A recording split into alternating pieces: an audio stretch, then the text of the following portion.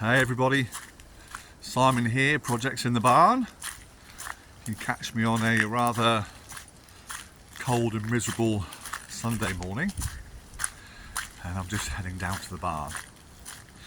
So I've been listening and reading very closely to all the comments about the XKR, and I can't tell you how much I appreciate all the effort you're putting into sending me all that information. It is so kind of all of you, and I'm taking it all on board.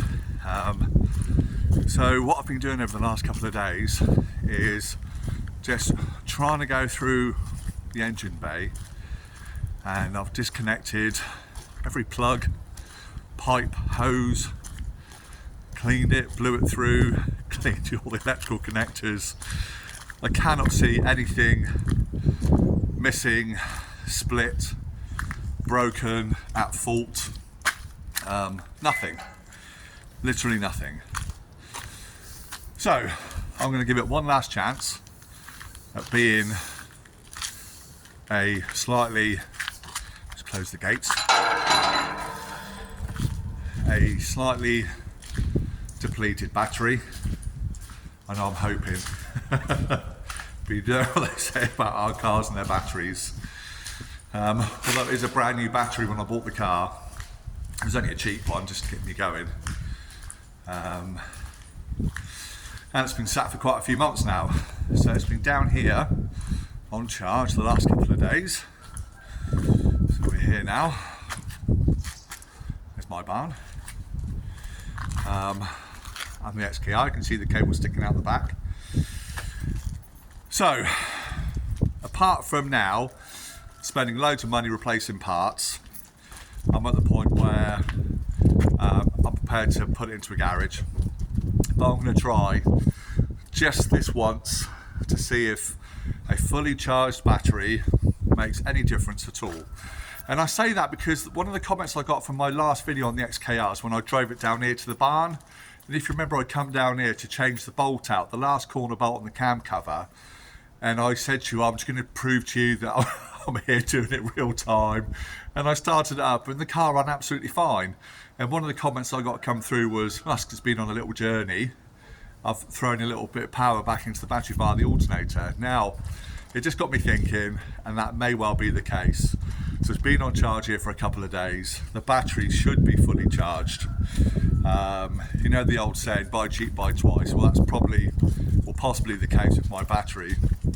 Although none of the batteries of this size and type are cheap. It was at the cheaper end of the batteries, you know. I probably only paid maybe £60 or £70 for it, although a lot of money. It's not as expensive as maybe what I should have got for. Anyway, so yeah, the battery's been on charge. I'm going to open the car. Let's go into my barn. Probably get a bit dark. Say hello to my almost finished distance wide, if you can see it. Right, battery charger off. Jag keys.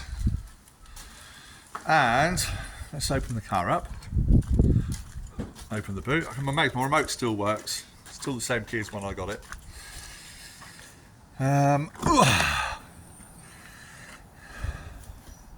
Right, let's turn you around. So, battery on charge. What's it saying? 100%. The charge indicator has stopped flashing. Maintaining 13.3 volts. Right? Happy days. So let us disconnect that and disconnect that. We'll unplug it. And so we go for a hard reset. We'll do that. We'll go for a hard reset. So I'll just get my tools out a minute. We'll take off the battery terminals. And there's a few trains of thought. It's a well spoken about topic. I'm going to take off the positive and the negative completely from the battery. I'll leave it for about 10 minutes. I'll touch those two cables together, not connected to the battery, for about 10 seconds, put it back together, and then we'll go from there. So So I'll go ahead and do that. We'll fast forward 10 minutes in YouTube land, and we'll come back to a point where I'll put the battery back together. So I'll get some tools and do that, okay? Let's do it. Okay, so I've disconnected both the positive and the negative.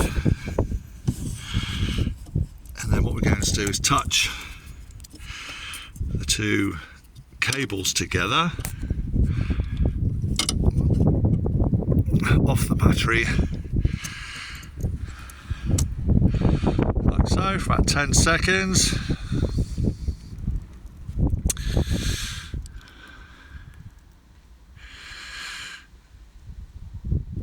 Like that, and hope that's discharged any sort of memory information that's held within the ECUs. And then we'll go ahead and pop the battery back on. So positive first, and then the negative, but I'll just do that one up and then we'll put the negative back on, and then I'll come back to you. Okay, I've taken the charger and the tools out, cover back on, close the boot. Oh, this is falling off a lot. See the amount of water in my car, this is all inside.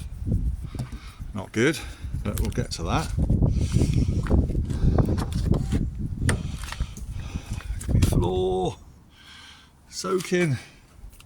You can see here, carpet's wet. Here, so this is probably where it's coming down. Look. But only this side. Bone dry on the passenger side. Right. Try and keep my feet out of all the gunge. Key in the ignition. System check. Let's shut the door. Window down. See what happens. Let's go.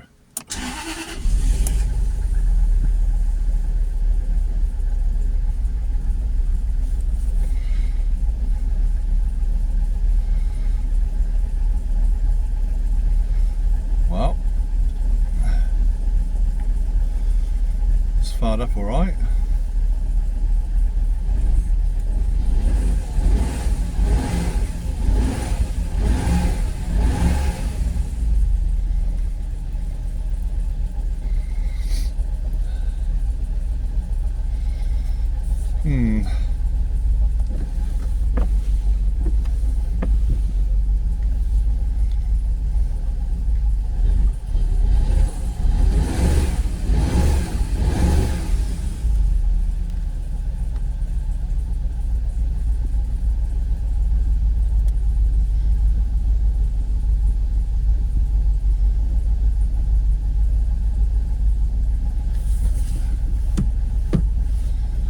I don't know. I don't think it's firing on all 8.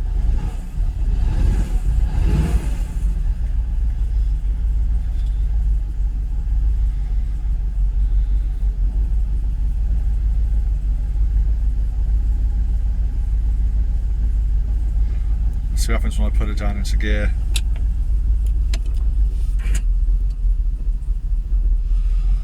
I'm still revving. Going to cut out. Let's go to neutral.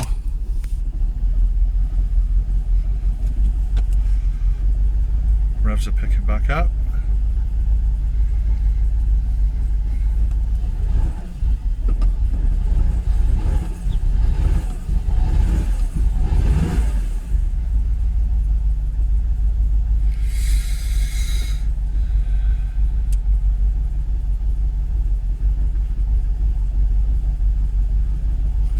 Let's go to drive.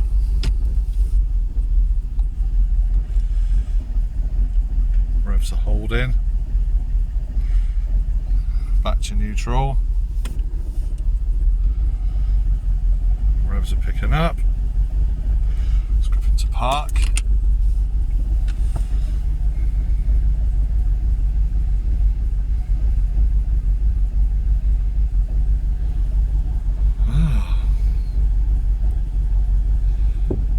don't know.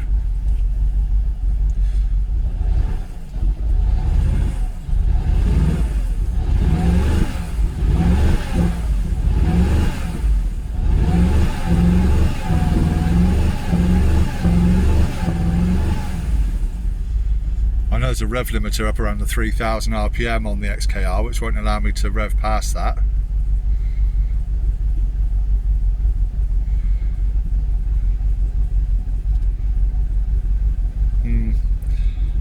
Well, it does seem a lot happier.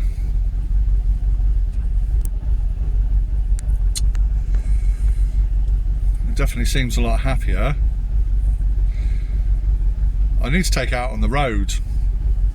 I need to take it for a drive, and I can't because obviously it's not MOT'd or anything. Just going to reset my windows. For those who don't know how to reset a window, so put the window all the way up, keep your finger on the button, hear a click, window all the way down, keep your finger on the button, wait for a click, click, and I'll put the window back up again. Actually, I'll give my one-touch windows, and we'll do the same with the other side. Window down, wait for a click, there we go, window back up. Finger stays on the button. There's the click. Okay, so that's done. So we're still idling. What's that? 650? Maybe 700? No warnings. Staying steady as a rock. Not fluctuating like it was before. Don't know, maybe we're onto something. Sounds nice. Let's turn her off.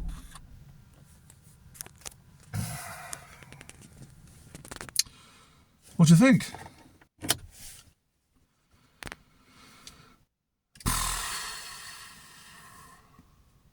Strange, isn't it? But I mean, 1,000,000% charging the battery up and running it like we just done there. That's the first time that has run and idled and gone into the gears, reverse, park, neutral, drive, back up to park, etc. without it stalling and without it coming up with performance. No engine lights, seems to be idling okay, it's revving. Strange, isn't it? I don't know what else I can do to the engine. I think, genuinely, I think it's sound. But I don't think I'm going to pinpoint anything. If there is anything wrong, I don't think I'm going to pinpoint anything down without taking it for a drive, getting it on the road, going through the gears and seeing what happens. I think it's all a bit pie in the sky, sat here on my driveway or down the barn, trying this, that and the other, hoping it's going to sort any potential issue out. I think we need to drive the thing, don't we? So whether you agree or not, I've spoken to an independent Jaguar specialist who are happy to have a look at the car for me. £85 an hour plus VAT, which £100 an hour just about, isn't it? Which I guess is the going rate. Now I'm happy to do that if I know that there is a definite problem and they're going to get to the bottom of it. But I don't think I'm going to know if there's a definite problem until I start using the car and driving it. So I could just be potentially throwing money away where it doesn't particularly need it at the moment. So I think for now I'm going to call it on the engine. I think we've spent long enough sort of chasing our tails trying to find out exactly what's going on. I don't think inherently there's an issue there. I genuinely don't. I mean, a good charge, a hard reset, and it seems to be running okay. And like I say, it's not on a trickle charge. I don't keep it charged at home. I'll swap hands a minute, my arm's aching. I'm not keeping it charged at home, so there is a possibility of battery drain, and it's not sort of running to its full potential because I'm just running it on my driveway. I'm starting it, I'm stopping it, I'm plugging in my scan tool, I'm starting it again, I'm stopping it, plugging in my scan tool again. I'm doing lots of stationary things where the battery's not particularly in its best of health, say trying to chase shadows. And I think realistically what we need to do is to get it on the road. So should we do that? So should we just potentially say we're happy with the engine at the moment, because I'm still going to go in there and do the upper tensioner on the other side, check all the chain followers and everything else, see if they want replacing. So I've still got all that to do. So I mean, how far do I want to go mucking around with these bits of the engine where I'm just going to strip all those parts down again? So I think for now we're going to call it on the engine. I'm going to call that sort of a thumbs up success. I think it's running. You've just seen it. It's running smoothly. The gauge is staying steady. It's going into park and neutral, drive in reverse with no stalling, no warning lights on or anything. So I think for a moment it's sounding smooth, it's sounding quiet, the knocking is gone, doesn't sound like a diesel tractor, still no smoke coming out of the back. I'm going to call that a success. And I think that is a success. You think where we started all those months ago with a diesel tractor for an XKR, to get it running to a point where I can start, it always starts on the button, first start is never ever ever a problem. And he just fires straight up. And I think it's time to spend a little bit of love and attention on the car. I'm very close to getting my motorhome inside the barn there finished. So it's going to be coming out over the next week or two, definitely this side of Christmas. So yeah, my motorhome's coming out. All I've got left to do on my motorhome is take you into the darkness. Light doesn't really do anything, does it? So